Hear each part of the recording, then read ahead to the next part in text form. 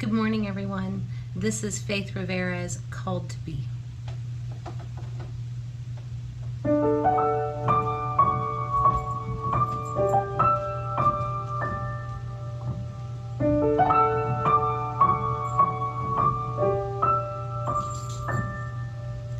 I am called to be a healer for all humanity. I am called to be a dreamer, believe in what can be. I am called to be a maker, be an instrument of peace. I am called to be a giver, of abundance I receive. I am called to be a prayer, living out the truth I seek. I am called to be everything. I am called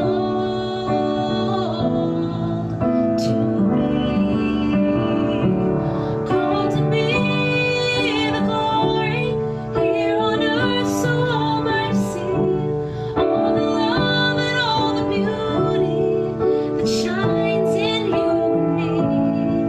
I am the living, breathing God, and you are one in me.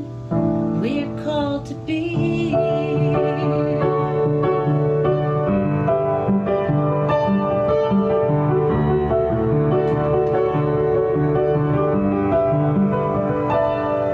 You are called to be a sibling, to nurture family.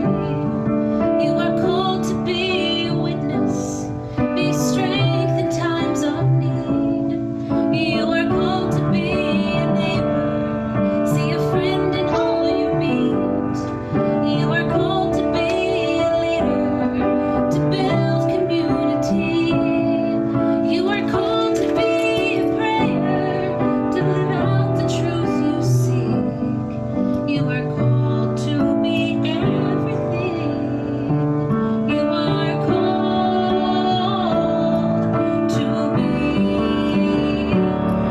to be the glory here on earth, so all might see all the love and all the beauty that shines in you and me.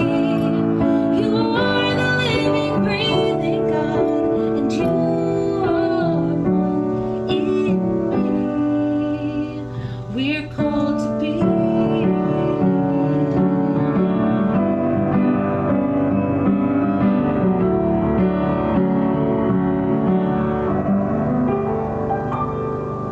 We are called to be kindness, set the broken-hearted free.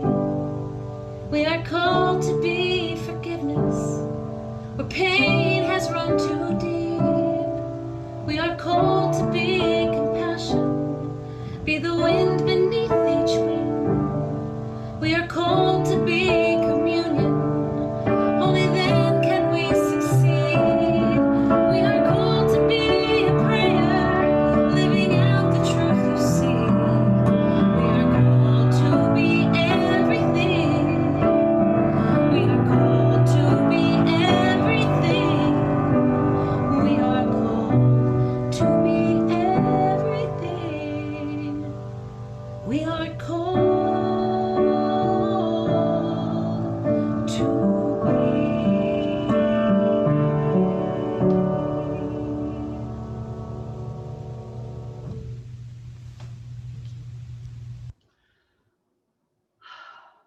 Good morning. My name is Reverend Boyd. I'm the minister here at Unity of Columbia. Audra, thank you for that song. That song is the song that my ordination class chose to have played at our ordination, knowing that we are all called to be everything we are called to be. Takes me back to a really good place, a place of deep spiritual knowing.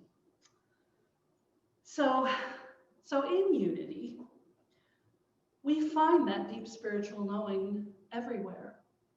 We, of course, look in the obvious places, the the scriptures of the great world's religions, the Christian scriptures, the Hebrew scriptures. We look at the writings of the Tao Te Ching and the Upanishads. And we also look to our favorite music and our favorite poetry. And we look to nature. For the next 3 weeks, we are going to be looking at the wisdom of nature through 3 members of the animal kingdom. I've done actually many of these Wisdom from Nature series, and I've covered animals such as the bluebird and the fox and the alligator and the bat and the woodpecker and so on.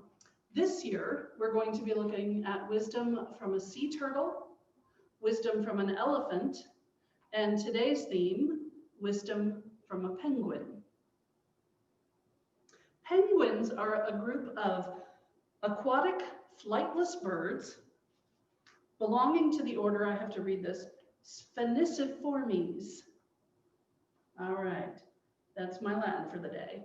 All penguins are countershaded for camouflage. Countershaded, that means they're black on the back and they're white on the front. And this means that when they're swimming in the ocean, predators looking up from below, like orcas and leopard seals, as we saw in our movie last night, have more trouble seeing them, distinguishing them from the reflective surface of the water. And as they're near the surface, bird predators, because their backs are black, bird predators have difficulties seeing them and distinguishing them in the midst of the dark sea. Most penguins feed on krill, fish, squid, and other forms of sea life that they catch while swimming in the ocean. They feed exclusively at sea. Penguins come in a wide range of sizes. I was surprised to find that the largest penguin species, which is the emperor penguin, stands on average, the adult emperor penguin stands 3'7" tall, which is about this tall. I don't know if you can see that. That's huge, and they weigh about 77 pounds on average. On the other end, the extreme end, the smallest species is called the little blue penguin, also known as the fairy penguin, and they stand about 13 inches tall and weigh just a little over 2 pounds on average. Penguins live almost exclusively in the southern hemisphere. In fact, there's only one species that lives north of the equator. The Galapagos penguin actually lives right on the equator, on the Galapagos Islands. But most species are found in the temperate zone. The largest penguin species live in Antarctica. And although you might think so, you know, the Arctic and the Antarctic, they have similar climates, and I know we have cartoons and movies that show us there are no penguins in the Arctic, none at all. So only in the southern hemisphere or very near the equator. So you're probably familiar with the image of emperor penguins huddling together for warmth. We saw that in the movie last night. Temperatures in the Antarctic can, on average, be minus 75 degrees Fahrenheit. And that's just the average, which means it can get colder. And that's during the penguin breeding season. So emperor penguins have developed a strategy to help survive this intense cold, and it's a practice called huddling.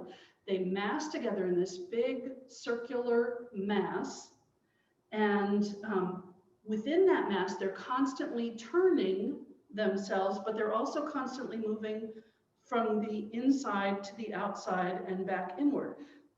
And that way, every penguin has an opportunity to warm up and to take a little bit of the brunt of the cold. And this brings us to our first lesson from a penguin. Find warmth among friends. Find warmth among friends. One of our most important spiritual practices is the practice of spiritual community. When we set out on this spiritual journey, we will find that most of our challenges and also most of our joys come into visibility through our relationships.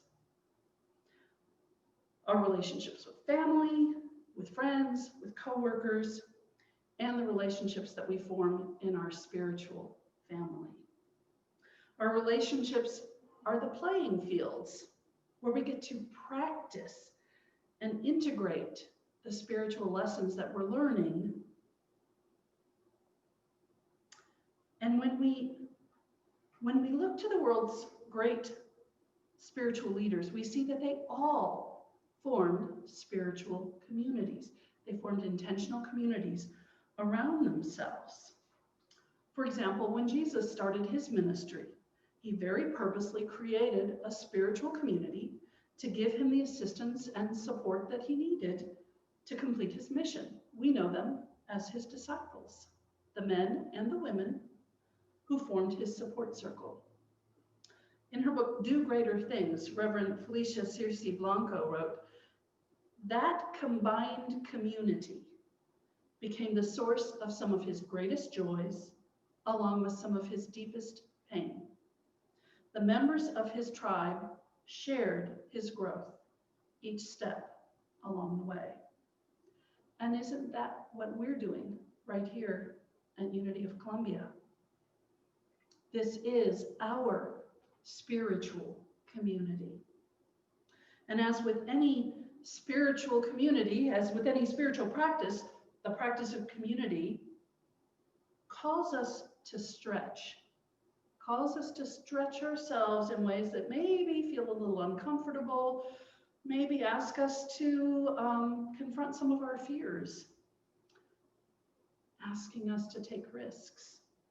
When we engage in spiritual community, we allow ourselves to be vulnerable with each other.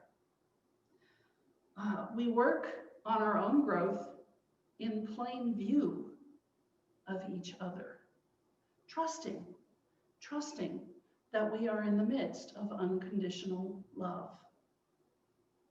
And we accept the responsibility of being worthy of that trust in return. We know that sometimes we and others will make mistakes, will be less skillful than we would have preferred, and we make room for that in our hearts.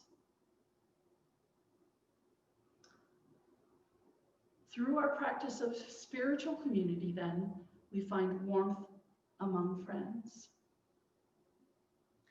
Penguins are superbly adapted to life in the water, and yet they spend roughly half of their life on land.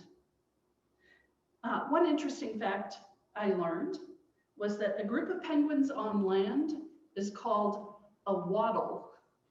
But when that same group goes into the water, they're called a raft. In water, penguins are astonishingly agile. Their wings have evolved to become flippers, and penguin swimming looks very much like birds flying in the air. On land, however, penguins tend to be awkward. They stand upright using their tails and their wings to balance themselves.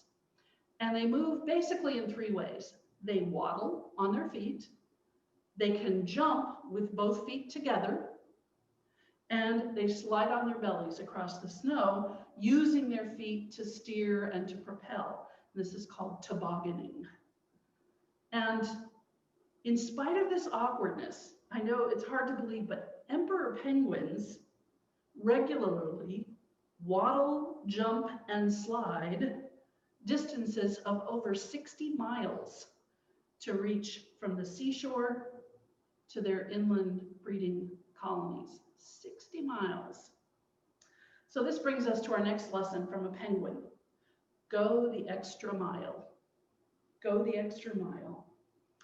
During our human journey, one of the things we are called to do is to build our capacity for strength and for tenacity, to build our ability to hold to our spiritual vision and our spiritual truth. This strength and tenacity allows us to stay on the spiritual path even in the midst of the stuff that happens during our human journey. We do this, we build this strength and tenacity through our spiritual practices, through spiritual community, through meditation, prayer, journaling, discussing, and maybe through tap dancing, like Mumble did in Happy Feet. He was a great example of someone who built his capacity over time to be tenacious and to use the tools that he had to express his own heart song, which wasn't a vocal song, it was a song that he made with his feet. So as we practice going the extra mile, we strengthen our ability to hold on to our spiritual vision and the truth, the highest truth of our being in the face of challenging circumstances. In contrast with general thinking, penguins often get too hot. Remember, only a few species live down in the Antarctic. Most of them live in the temperate zone or even up near the equator. So you can see these penguins spreading their wings to increase their body surface. Some species have developed the ability to pump blood through their wings in order to cool it off. And this is almost the only part of their body that isn't covered with feathers. So it allows them to better lose excess heat. And when they do this, the skin on the underside of their flippers actually turns pink. When this still isn't enough, they will pant like a dog and lose heat through a moist mucous membrane in their mouth in much the same way that dogs do. The species that live in the warmest climates have even developed extra bare patches of pink patches around their bills that help them lose excess heat. So this brings us to our next lesson from a penguin, which is keep your cool. Keep your cool. Sometimes when we find ourselves being triggered by the unskillful actions of some person or by some circumstance, our first response can be anger or panic or a combination of the two. And the stupid thing is we all know this doesn't work. This doesn't help. It doesn't solve the problem. It just heats things up. And yet, first reaction. Science has shown, though, that when we have strong emotions like this, that they trigger a chemical response in the brain, which takes about 90 seconds to clear our systems. 90 seconds. Unless we keep re-triggering it by our internal talk. If we keep ruminating on what has triggered us, we just keep re-triggering that emotion and that flood of brain chemistry. So we engage in spiritual practices then that help us to create a little space between the things that trigger us and our external response. A space where that flood of chemistry can dissipate. Things like count to 10, only maybe we should count to 90. Things like, remember the practice PBS? Pause, breathe, and smile. Pause, breathe, smile actually creates a countering chemical reaction in our brains, a reaction that is measurable. We can turn within and connect to that divine peace and love and wisdom within us. We can say to ourselves, let go and let God. This space allows the heat to dissipate. And then instead of reacting, we can respond thoughtfully and from our highest self. So we learn to keep our cool. Penguins as I've said, are birds that fly through the water the way other birds fly through the air. And like all birds, care of their feathers is an important part of their daily routine. And this brings us to our next lesson from a penguin, which is preen regularly. This lesson is all about self-care. It's all about taking the time and making the effort to give our mind, our body, our spirit what it needs to thrive. We remind ourselves that we are spiritual beings, yes, and we are having a human experience. And our human self has needs, and we need to honor both our human needs and our spiritual needs. In order to make the most of our time here, in order to fulfill our spiritual purpose, it's vital that we practice good self-care. This has been up for me lately. I've shared with you in the e-newsletter that I'm making changes in my own life right now. And I think we all are in response to this COVID experience that we're going through, and so many other experiences. That's just one experience that's been layered on us right now. And so we're all called to step up our self-care a little bit these days. And as we care for our human needs, we are metaphorically preening the feathers that will support us as we fly to spiritual heights. So your homework assignment this week is to consider this advice from a penguin. Find warmth among friends. Go the extra mile. Keep your cool, and preen regularly. And as you consider this advice, consider if there's one that particularly is resonating with you right now. It's like, oh, that's what I needed. And if so, take that one especially into your spiritual practice, into your meditation time and your journaling time.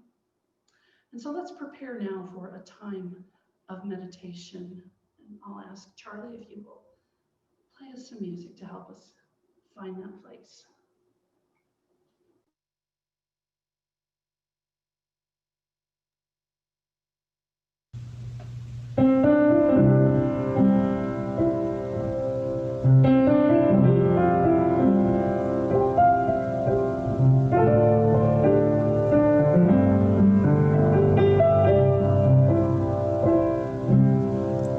You are the face of God. I hold you in my heart. You are a part of me. You are the face of God. You are the face of God. I hold you in my heart. You are a part of me. You are the face of God.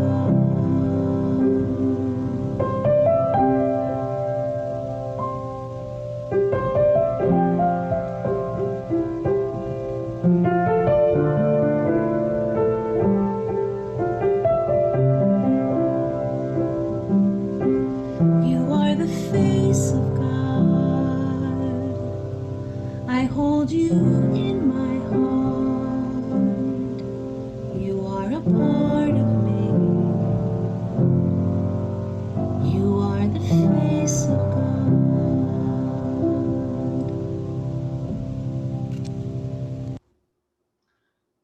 And so I invite you to close your eyes and take a deep breath and blow that breath out long and slow. And as you continue to breathe naturally and deeply, allow your body to relax.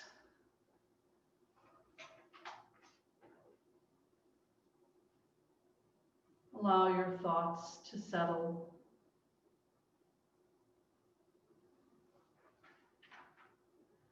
Allow your attention to focus in on that space around your heart.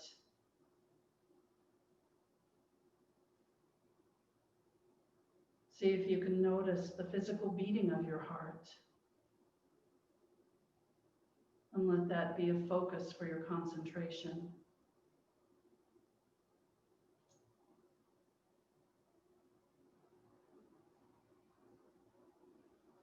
And now let your attention turn inward,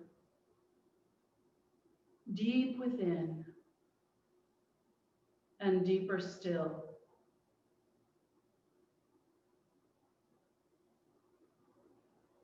To that place at the very center of your being,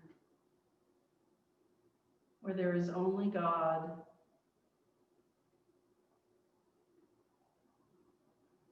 Allow the awareness of God to fill every part of your being, bringing peace and wisdom.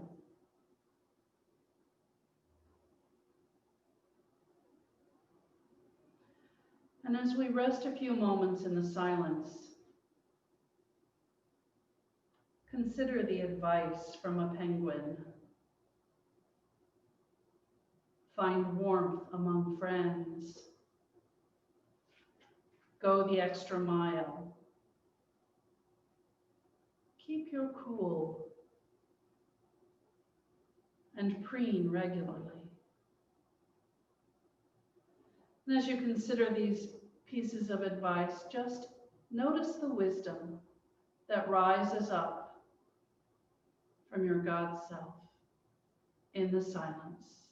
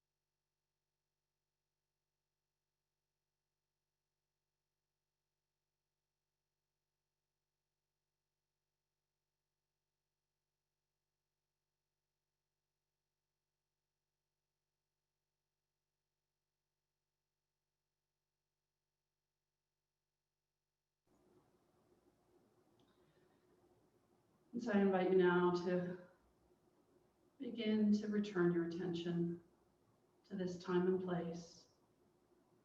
And as you do so, call into your heart a feeling of gratitude.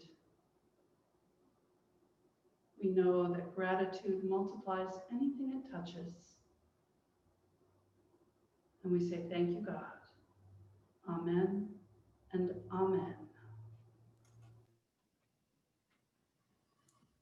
We are so blessed by Reverend Laurie, and as always, we return from our meditation filled with gratitude and peace. And in that consciousness, we turn now to the spiritual practice of generosity. With this practice, we choose to dedicate a consistent portion of our time, talent, and treasure to our spiritual work and to the work of our spiritual community. Now is the time to share our treasure. When we give, we see ourselves as a channel of divine source. We give as a way of expressing our calling to be the presence of God in this world. We remind ourselves that any gift given from the heart has the power to transform lives. This week, our gifts support the mission of Unity of Columbia. If you want to give your gift during the service today, we are putting a link in the chat stream where you can donate online. And now, please hold your gift in your heart as we speak our offering blessing together.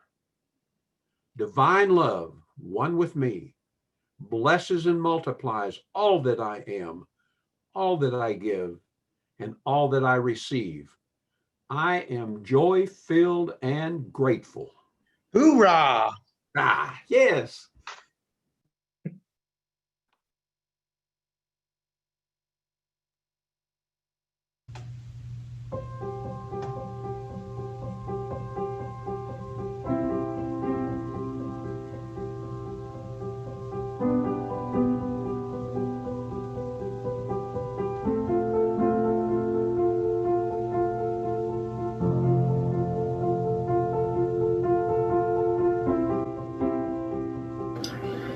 When I think of unity, one of the first things that comes to my mind is music, because music, I think, is a common thread throughout our services, throughout our congregation. It's something that really holds us together. We're so blessed to have an amazing music director, to have a minister who is loving and great at music. We have the singers and the ringers and the band, and we have soloists, and just an abundance of blessings. And this is one thing that has, well, that drew me to Unity in the first place, but that has really kept me there. With our Zoom services, I know we all miss singing the peace song together and the meditation hymns, but we will get through this pandemic. And yes, Virginia, there will be more Christmas concerts.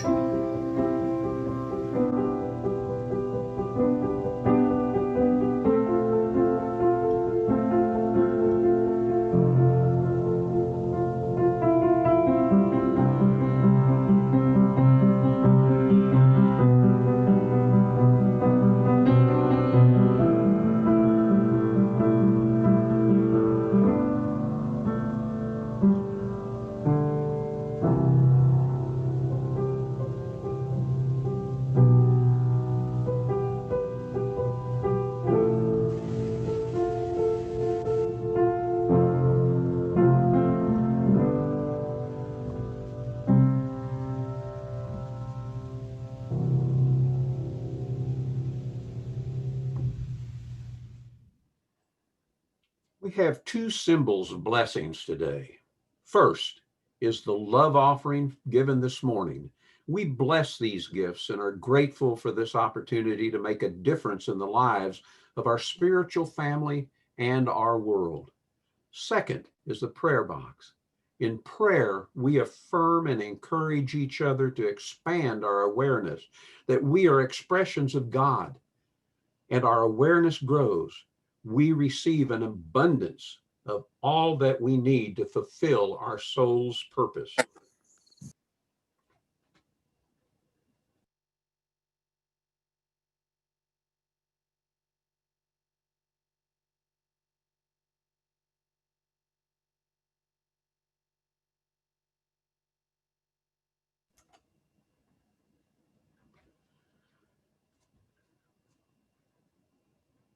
Let's take this time to hold one another in grace and light and share names of those loved ones you would like to hold in prayer.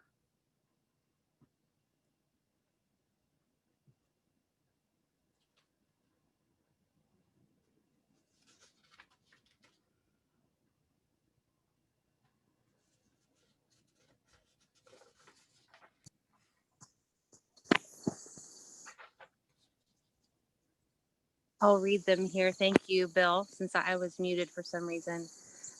Greg Gleason and Sydney Franzen, Linda and Monica, Barbara and Larry.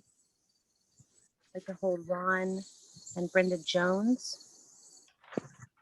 Mr. Gwynn, Nick Miller,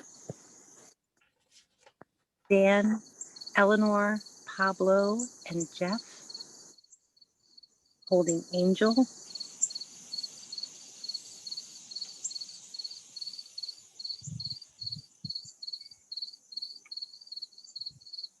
Holding Alicia Ann. Holding our spirit groups and our leaders.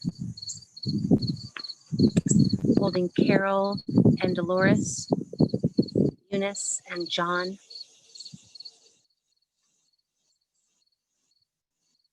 Holding Andy in prayer.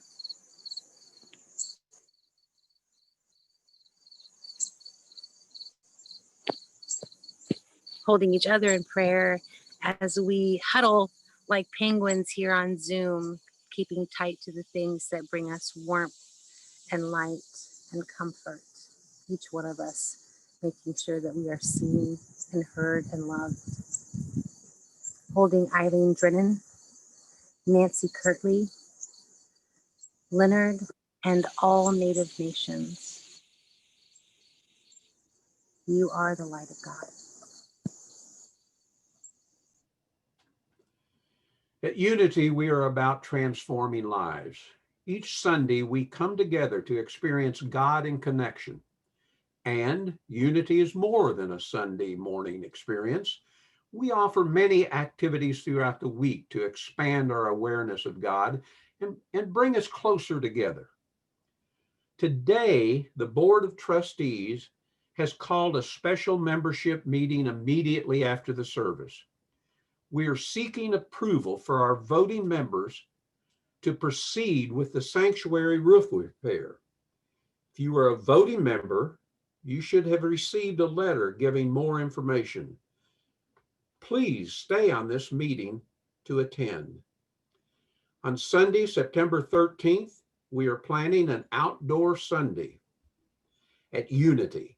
We will be meeting in the courtyard with the playground as an overflow area so we can maintain social distancing. Please bring your own lawn chairs and wear a mask. Have a beautiful, love-filled day and week.